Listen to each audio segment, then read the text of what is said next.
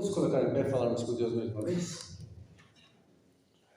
Nosso bondoso Deus, com alegria em nossos corações, mais uma vez entramos na Tua presença, através das nossas orações, dessa vez, ó Pai, para pedir a Tua permissão, para abrir a Sua palavra e meditar nas Sagradas Escrituras. Abençoa cada família representada aqui, Deus, que Teu Espírito Santo se mova nessa igreja e que nós possamos ser daqui transformados pela Tua palavra. Nos dê a Tua companhia, nós oramos em nome de Jesus. Amém. Amém. Muito boa noite, igreja. Eu quero primeiro, antes de tudo, dizer da minha alegria, da minha satisfação de estar aqui nessa igreja, que eu tenho certeza que aqui ninguém talvez saiba disso, mas essa foi a primeira igreja adventista que eu entrei. Há 13 anos atrás, eu não conhecia fé alguma, e a primeira igreja que eu entrei foi essa aqui, há 13 anos atrás. Sentei lá no primeiro banco, louco para sair para fora de novo, mas os irmãos conversaram comigo, e louvado seja Deus que desde aquele dia, nunca mais eu saí desse caminho. Porque foi aqui que eu tive um encontro com Deus nessa igreja. O encontro que eu precisava, que eu buscava há 40 anos, foi aqui. Então, quando eu recebi esse convite para vir aqui hoje, eu estive aqui, eu acho que 2 vezes como visita. Quando eu recebi esse convite ontem para estar aqui hoje compartilhando a palavra, meu coração se encheu de alegria, porque eu lembrei de 13 anos atrás, quando eu entrei por aquela porta, receioso, procurando Deus, já havia passado por outras 6 igrejas, não encontrava, e aqui eu tive um encontro com Ele. Por isso a minha alegria por estar aqui essa noite. E nós vamos meditar hoje de um ser que é a nossa busca constante, de um ser que somente nele encontramos salvação, que é Jesus. Quando nós falamos de Jesus, talvez a nossa compreensão ou a nossa mente finita não consiga chegar naquilo que realmente Jesus fez, naquilo que realmente Jesus é. A mensagem de hoje, eu coloquei o título de As Chagas de Jesus, ou As Feridas de Jesus. Abra sua Bíblia no livro de Lucas, no capítulo 22. Aqui nós vamos começar a falar e entender um pouquinho mais sobre as chagas de Jesus, sobre tudo que Jesus fez, como que ocorreu, embora nós todos aqui tenhamos uma boa compreensão disso, mas sempre é bom estar lembrando do que Jesus fez por nós. Lucas capítulo 22, a partir do verso 39, a palavra do Senhor diz assim: E saindo foi, como costume, para o Monte das Oliveiras, e os discípulos o acompanharam. Chegando ao lugar escolhido, Jesus lhes disse: Orai para que não entreis em tentação. Ele, por sua vez, se afastou, cerca de um tiro de pedra, e de joelhos orava, dizendo: Pai, se possível, passe de mim este cálice. Contudo, não faça a minha vontade, mas sim a tua. Então lhe apareceu um anjo do céu que o confortava. E estando em agonia, orava mais e mais intensamente. E aconteceu que o seu suor se tornou como gotas de sangue caindo por sobre a terra. Eu quero me ater aqui no segundo parágrafo do versículo 44. E aconteceu que o seu suor se tornou como gotas de sangue caindo sobre a terra. Eu ouvi um doutor chamado David Barth, um doutor americano, falando sobre a respeito dessa questão de suar sangue e do tipo de morte que Jesus sofreu na cruz. Esse doutor David Barth, ele estudou durante 13 anos anatomia, e ele conhece o corpo humano de uma forma extraordinária. E quando ele fala sobre o suar sangue e sobre as feridas que Jesus sofreu durante todo aquele ocorrido, até que ele fosse retirado da cruz e sepultado, Jesus entrou em agonia no Getsemane. Nós podemos ver aqui no texto que nós lemos. E seu suor, diz o texto, se transformou como gotas de sangue. O suar sangue, ou a hematidrose, é um fenômeno muito raro. É um fenômeno raríssimo e ele é produzido em condições excepcionais. Para que isso aconteça, algo muito tenso, muito sério tem que estar acontecendo com a pessoa. Para provocar algo assim, é preciso uma fraqueza muito grande, é preciso uma condição física de um grande abatimento. Para que esse fenômeno raríssimo aconteça, é preciso que seja acompanhado de um abatimento físico, um abatimento violento, causado por uma condição, uma profunda emoção, ou uma dor insuportável e inimaginável. Somente um sentimento assim pode fazer alguém suar sangue. E Jesus trazia sobre seus ombros o pecado de um mundo inteiro, o pecado de todos os homens, e essa angústia que Jesus sofria por carregar toda aquela culpa que não era dele, era minha, era sua. Agora Jesus estava sendo esmagado pelos meus e pelos seus pecados, e pelo pecado de toda uma nação. Jesus carregava os pecados de todos os homens nas suas costas. E esses pecados devem ter esmagado o Salvador, devem ter esmagado o nosso Senhor. E agora as veias finíssimas, capilares, que tem milhões de micro-veias, elas se rompem quando a pessoa está em um estado de agonia tremendo. Elas se rompem, se unem com o suor e escorrem pelo corpo, indo até o chão. E o texto diz que foi exatamente isso que aconteceu com Jesus. Ele suava sangue, e junto com o suor se transformou em sangue, escorreu pelo corpo e foi até o chão. E agora as glândulas capilares, conhecidas como glândulas sudoríparas, elas se rompem. Milhares de vasos começam a sangrar, unindo-se com o suor. Escorre pelo corpo de Jesus, indo até a terra. Eu vi um relato de um homem asiático, ele contando. Ele é um sujeito diferente de nós, porque o sistema nervoso dele não reage a nenhum tipo de anestesia. Não tem nada que possa fazer anestesiar o corpo daquele homem. É um processo raro que acontece. Parece que, se eu não me engano, há 2 pessoas no mundo que conseguem a não ter, o corpo não reage a nenhum tipo de anestesia. E esse homem contando que ele precisou tirar um tumor que ele tinha dentro do seu estômago, mas ele precisou viajar para os Estados Unidos, porque não era qualquer médico que faria aquela cirurgia, já que ele não consegue, o corpo dele não consegue ser anestesiado. Então ele foi para os Estados Unidos fazer a cirurgia. E no dia da cirurgia eles amarraram suas mãos, seus pés, seu corpo, sua cabeça, o prenderam na mesa de uma forma que ele não se mexesse, não pudesse se mover. E lá nos Estados Unidos os procedimentos são cobrados por hora e não por procedimento. E ele conta que quando tudo estava pronto para o início da cirurgia, o médico cirurgião bate no cronômetro e começa a contagem de tempo. E eles iniciam, começam a abrir camada por camada, até chegar no tumor. Chega no tumor, retiram aquele tumor. Agora começam a suturar e fechá-lo novamente.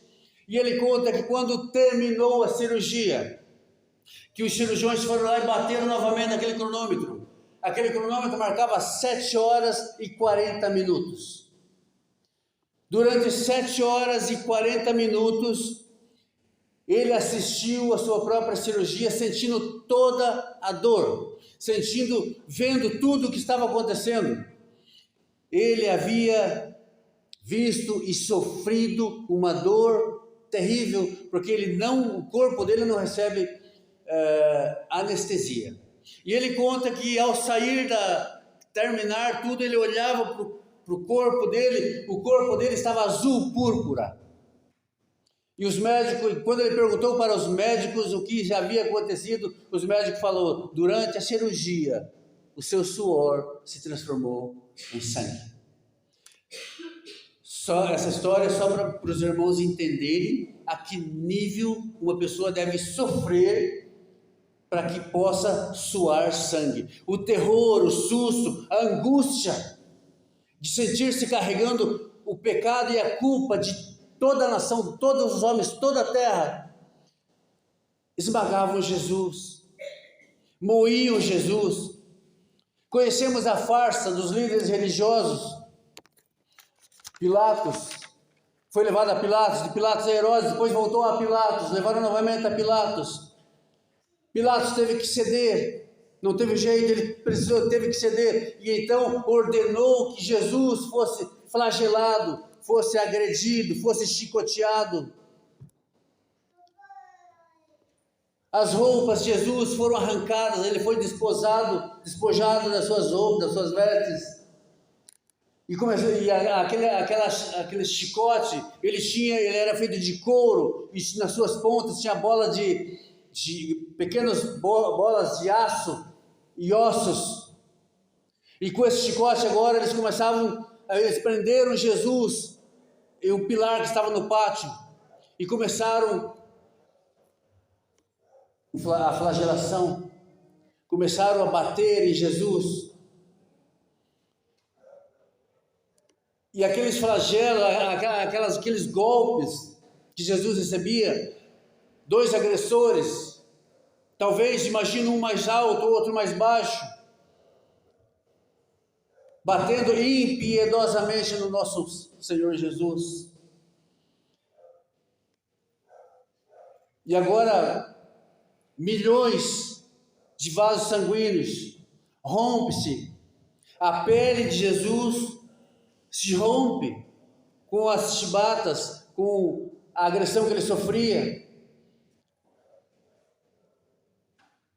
E agora ele sofre uma hemorragia, porque seus vasos sanguíneos estão sendo rompidos pelas agressões que Jesus sofre.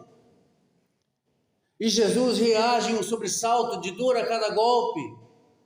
O semblante de desespero de Jesus, imagino, a cada golpe sofrido.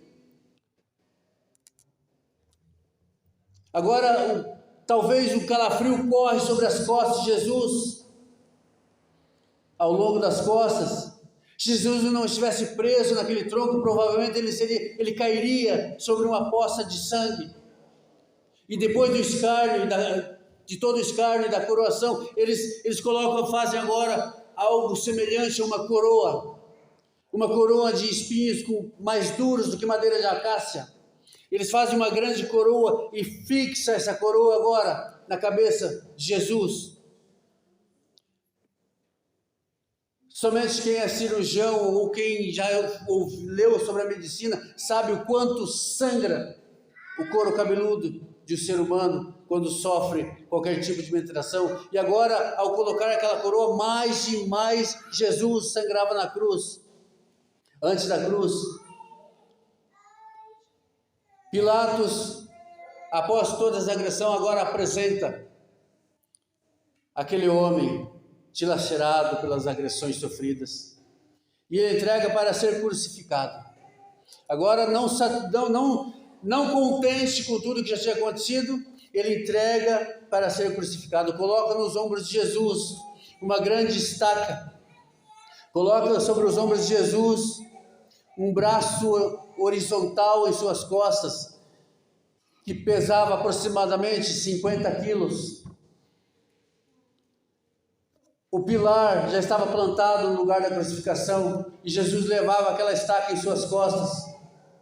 Jesus caminhava com seus pés descalços, em um terreno irregular e cheio de pedra, e ainda tomando chibatadas durante todo o percurso. Quando chega no local, os soldados puxam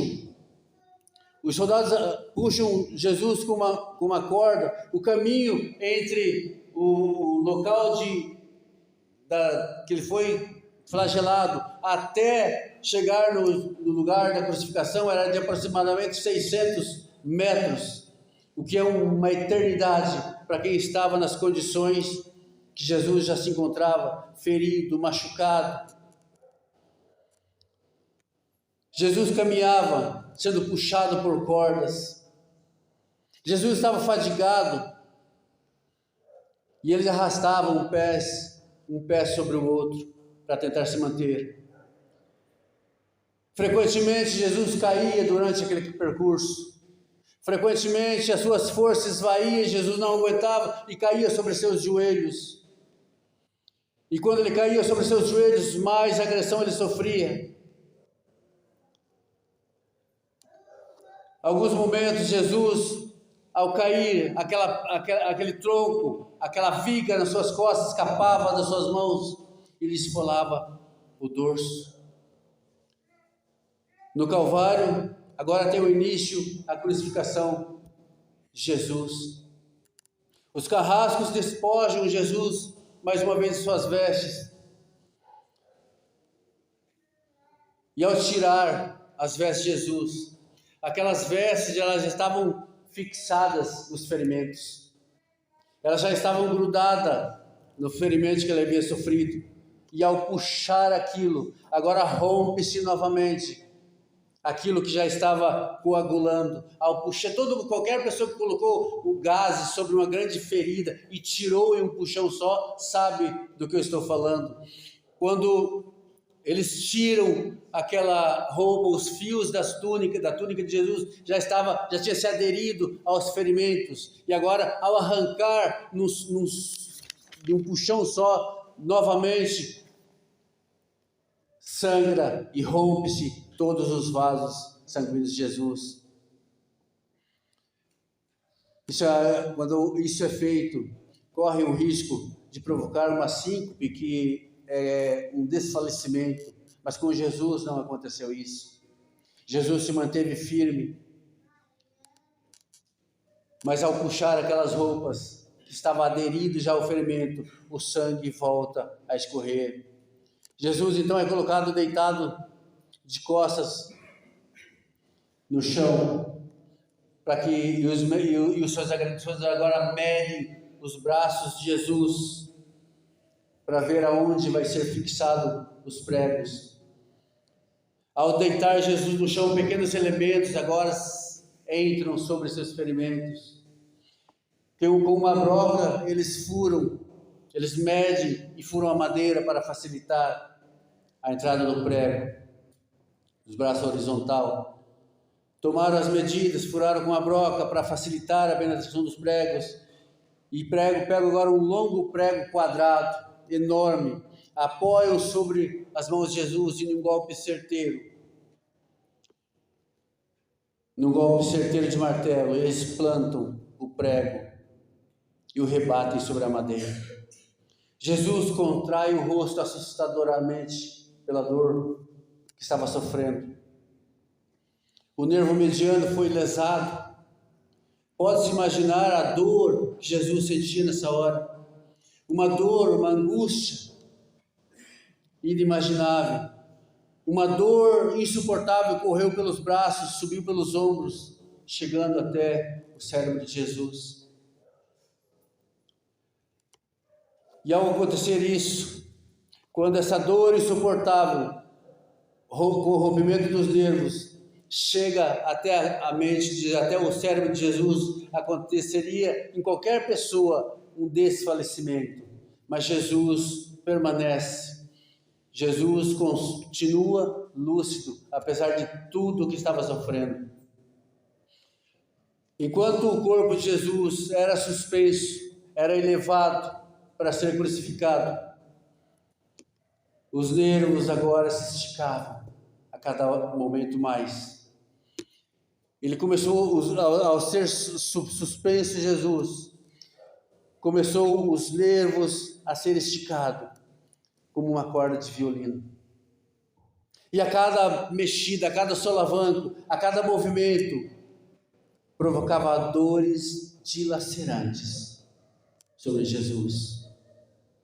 Uma dor que ninguém seria capaz de suportar, mas Jesus estava ali aguentando por mim e por você. Então elevo Jesus, já com os ombros feridos, agora esfrega sobre a madeira áspera, os ombros feridos de Jesus agora esfregando sobre a madeira. Em algum momento o corpo de Jesus se inclina para a frente, uma vez que o diâmetro da coroa não permite que ele encoste a cabeça para trás, porque cada vez que ele tenta apoiar a cabeça na madeira, os espinhos penetram na sua cabeça, então ele precisa ficar com a cabeça pendida para frente. Ele não consegue apoiar a sua cabeça, ele não consegue levantar sua cabeça. Agora pregam seus pés, pregos enormes também nos pés. Ao meio-dia, Jesus tem sede, e um soldado coloca na ponta de uma estaca, uma esponja, umedecida com uma bebida ácida, que segundo alguns pastores, alguns teólogos, era uma bebida ácida que os soldados romanos bebiam. Agora colocam essa esponja na ponta dessa vara e levam até Jesus. Jesus estava sem beber até desde o dia anterior. Jesus não bebia água. Estava com a boca seca. Desde a tarde anterior ele não recebia água, só recebia agressão e mais agressão.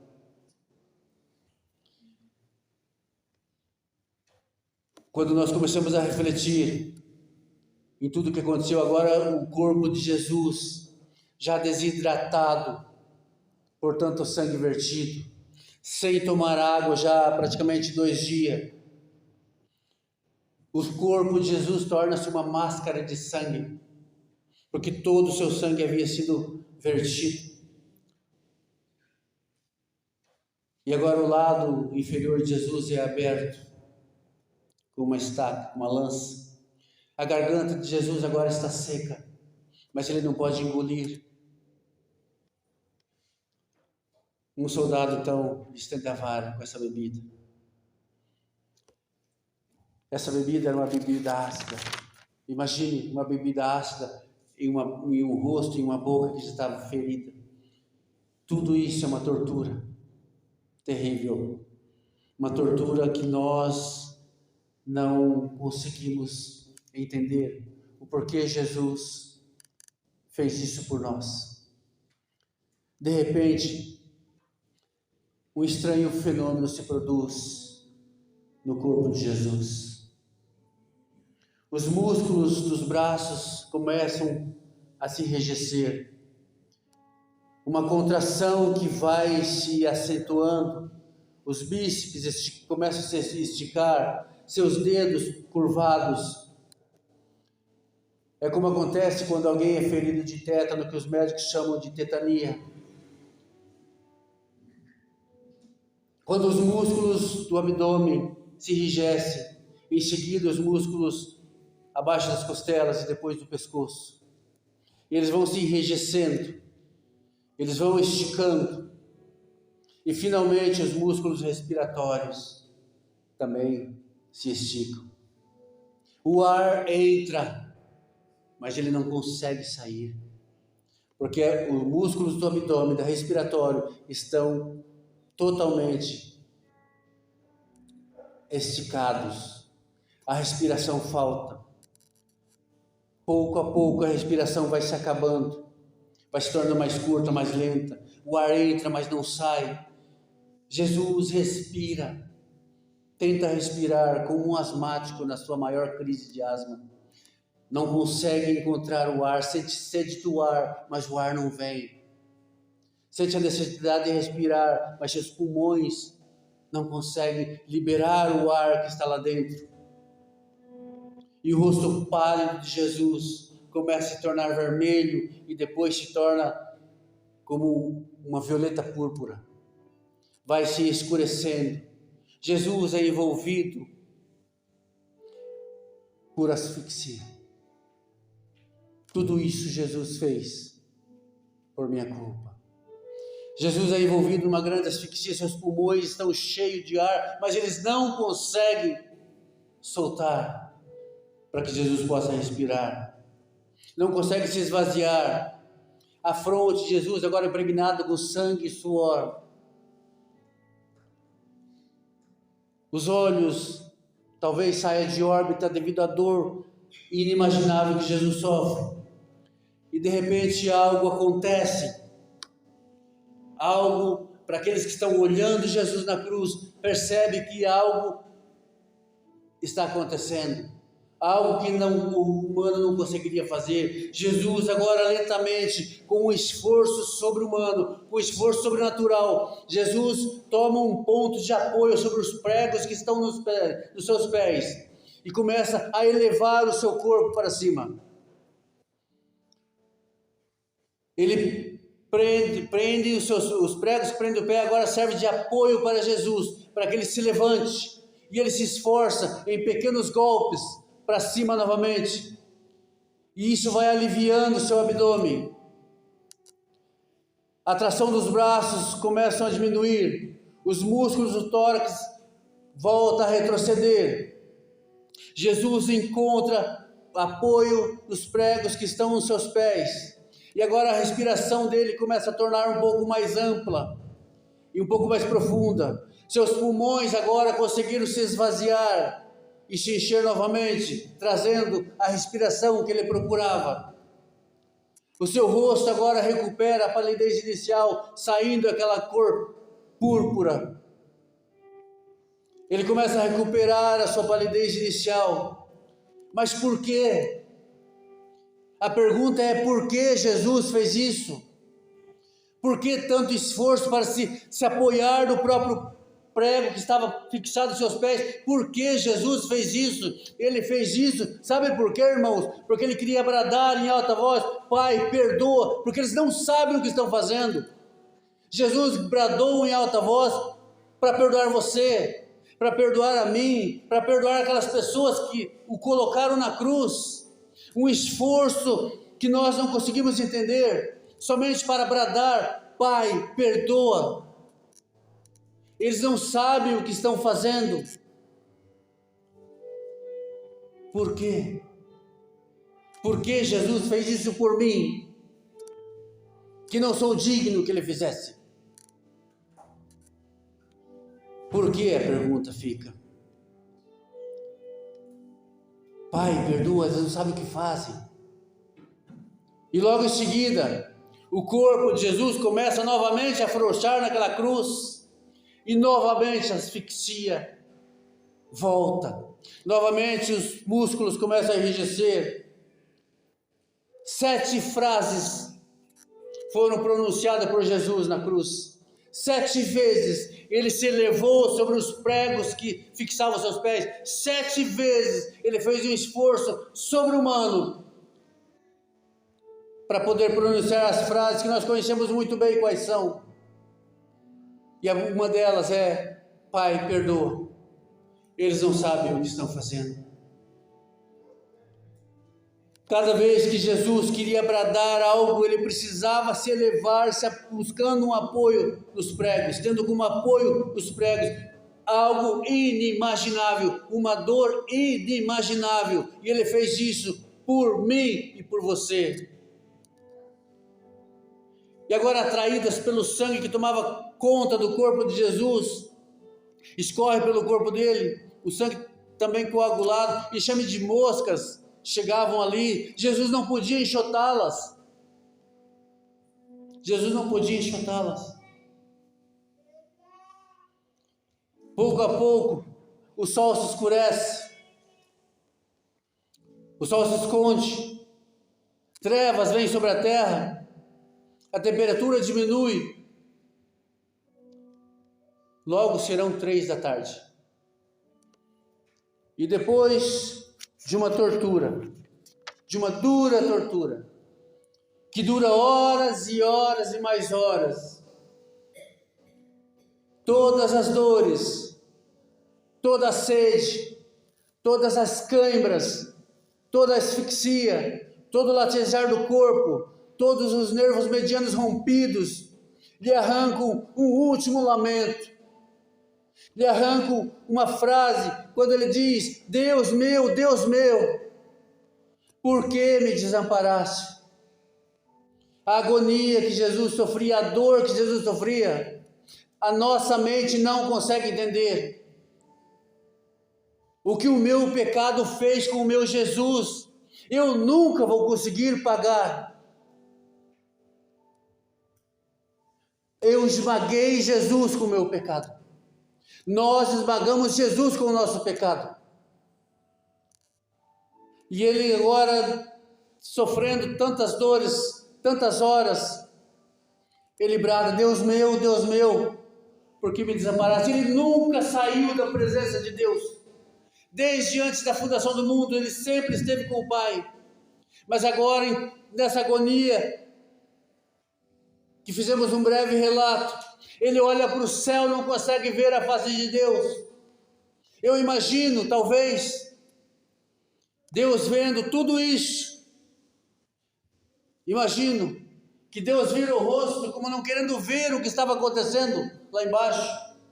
O momento em que Jesus olha para o céu, não consegue ver o rosto do Pai e diz: Deus meu, por que o Senhor me desamparaste?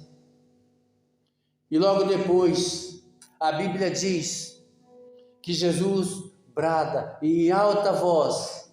Não, Jesus não fala baixinho, não, ele grita: está consumado. Está consumado. Em um grande brado e último, ele grita: Pai, em tuas mãos eu entrego meu espírito. Jesus morre. E por quê? A pergunta que eu me faço é: por quê? Porque eu pequei. Porque nós pecamos. E ao ver um breve relato das dores que Jesus sofreu, uma pergunta que fica no meu coração e deve ficar no seu também: por que nós não conseguimos ser fiel o tempo todo? Por um ser que passou tudo que passou por mim. Por que nós temos dificuldades de fazer o que é certo? Por que nós temos dificuldades de abandonar vontades nossas? Por que nós temos dificuldade de vir à igreja, ter um encontro com Jesus? Por quê? Se não hoje, quando? Se não hoje, quando? Nós vamos nos entregar verdadeiramente a Jesus. O que está faltando? O que está faltando para nós, para as pessoas entenderem o que Jesus fez? Tudo e absolutamente tudo que Jesus, que Deus podia fazer para que eu e você estivessem no céu, foi feito. Foi feito desde o nascimento de Jesus, foi feito desde antes da fundação do mundo, que lá em Gênesis 3,15 nós já encontramos Jesus lá. Toda a Bíblia apresenta Jesus. Todos os sacrifícios das leis de Moisés apontam para Jesus. O suposto sacrifício de Isaac aponta para Jesus. Tudo aponta para Jesus. O que está faltando? O que precisa ser feito mais para nós sermos verdadeiramente fiéis a Deus? Não somente aqui na igreja. Porque aqui na igreja é fácil ser fiel. Lá fora que às vezes é difícil. Quando os irmãos da igreja não estão por perto. Quando nossos familiares não estão por perto. Quando o nosso pastor não está por perto. Quando nós estamos em um lugar onde ninguém nos conhece. Lá é que precisamos ser fiel a este Jesus.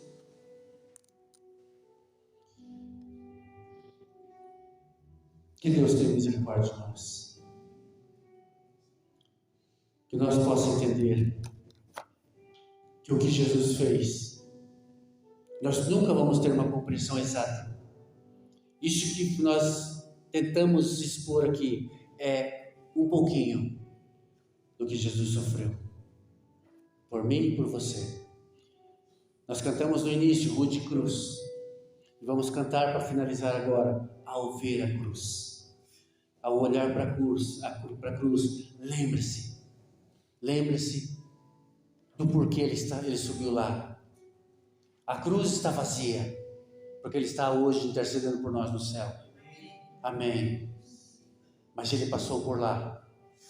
E a dor que ele passou lá era a minha, era a sua. Que Deus abençoe cada família representada aqui em nome de Jesus. Ao ver a cruz, meu irmão, na hora que estiver pronto lá, pode soltar para nós.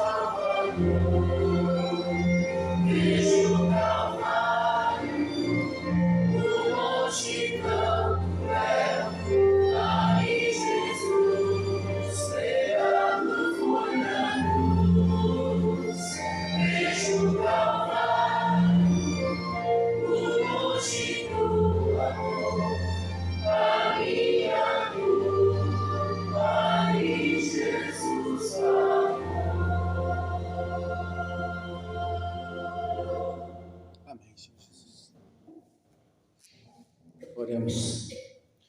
Nosso bondoso Deus, ao estudarmos Deus, meditarmos um pouco sobre a entrega terrível aos nossos olhos, mas tão maravilhosa no seu efeito, que Jesus fez por nós, nós não conseguimos entender e compreender de onde vem tanto amor por nós.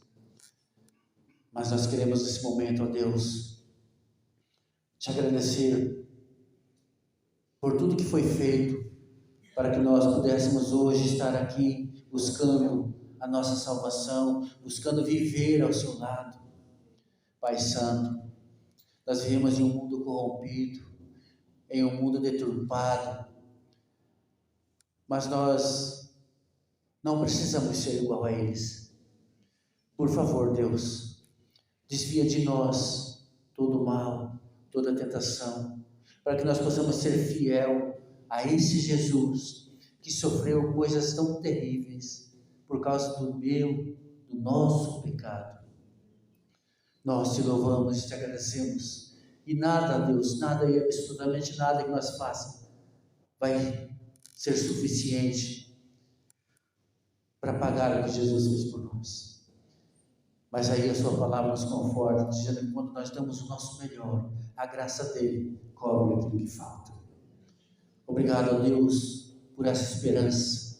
Obrigado a Deus pela tua palavra. Obrigado a Deus pela tua igreja. Agora, Deus, nós, ao retornarmos aos nossos lares, por favor, leva cada um em segurança, e que essa semana que se iniciou, que o Senhor esteja à frente de cada um do seu povo, protegendo e dando a eles, mostrando a eles e a mim também o caminho a ser seguido, para que nós não venhamos pecar contra ti. Nos ajude, nos perdoe, que o Senhor tenha misericórdia de nós, que o Senhor sobre nós levante o seu rosto e nos dê a tua paz. Nós oramos em nome de Jesus. Amém.